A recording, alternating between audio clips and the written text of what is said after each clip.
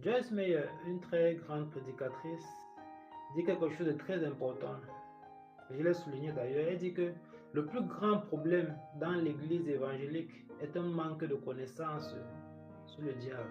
Aujourd'hui, je vais parler du plus grand problème de l'église évangélique. Il y a un dicton qui dit que connais tes amis, mais connais encore mieux tes ennemis.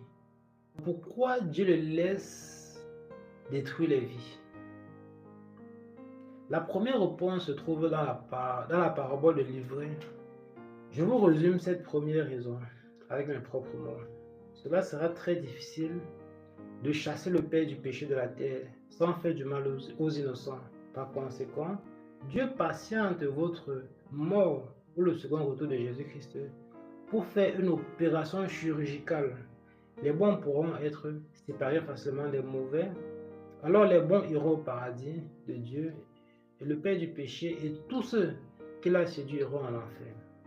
Deuxième raison, pourquoi Dieu laisse le père du péché sur la terre.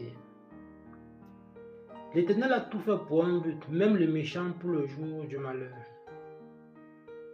Donc si votre vie est un film, alors le père du péché, c'est le méchant du film. Un film sans méchant est ennuyeux et il manque de sens.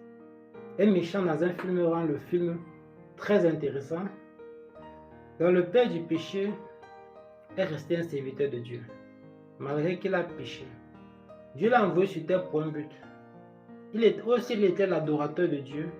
Et maintenant sur terre, c'est un instrument pour punir tous ceux qui désobéissent comme lui. Donc Dieu n'a ni emprisonné ni tué le père du péché, mais il a décidé de l'envoyer sur terre. Parce qu'il avait besoin d'un instrument sur terre pour châtier tous ceux qui sont dans un péché. Le père du péché est celui qui vous incite à pécher. Le père du péché est celui que Dieu a chargé de vous punir lorsque vous avez péché. Si le père du péché ne vous incite pas à pécher, il n'aura personne à punir. Et finalement, il n'aura pas d'utilité sur la terre. Donc, s'il ne vous incite pas à pécher, qui va-t-il punir? S'il ne punit personne, il va manquer de travail. Et s'il manque de travail et de but sur terre, alors il n'a plus d'aucune utilité sur terre. Donc voilà donc pourquoi le père du péché, il passe son temps jour et nuit pour vous pousser à pécher. Dès que vous péchez, vous ouvrez la porte pour qu'il puisse entrer dans votre vie. Parce qu'il est important de savoir que sans péché, le père du péché ne peut absolument rien faire dans votre vie, sauf être un spectateur inactif.